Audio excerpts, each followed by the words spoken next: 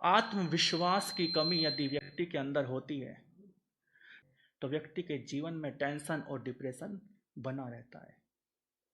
आत्मविश्वास कैसा? एक बार एक वैज्ञानिक शोध कर रहा था और वो एक स्कूल में पहुंच गया।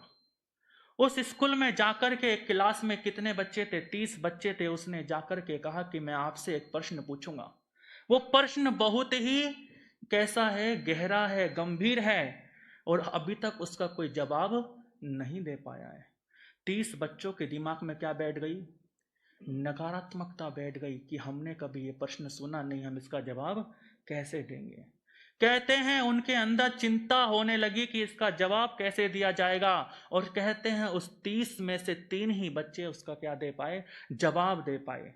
और वही वैज्ञानिक दूसरी क्लास में जाता है। उसने उसी क्लास में 30 बच्चों को बोला कि मैं आप सबसे एक प्रश्न पूछूंगा, और वो प्रश्न बहुत सरल है, बहुत सरल है, बहुत ही उत्तम उसका जवाब है। आप सब क्या दे पाएंगे? उसका जवाब बहुत सरलता से दे पाएंगे। वो 30 बच्चों के दिमाग में सकारात्मकता बैठ गई। उनके दिमाग में यह आया कि हम इसका जवाब तो एकदम से दे देंगे। और कहते हैं उस क्लास में 30 के 30 बच्चों ने क्या दिया? सही जवाब दिया। देखिए आत्मविश्वास कैसे जगता है।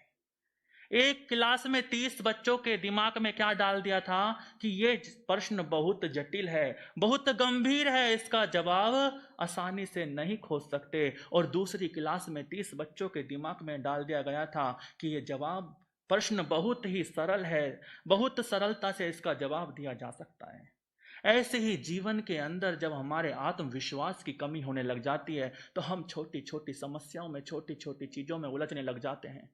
अपने भीतर के आत्मविश्वास को जब व्यक्ति जगा लेता है, जब उसके भीतर ये शक्ति अपने भीतर से पैदा हो जाती है कि मेरे अंदर अनंत शक्ति का साम्राज्य विद्यमान है, मैं अनंत शक्ति वाला आत्मा हूं, तब उसके भीतर क्या पैदा होता है? आत्मविश्वास पैदा होता है कि मैं हर एक समय में क्या कर सकता हूं? अपने जीवन में आगे बढ़ सकता हूं।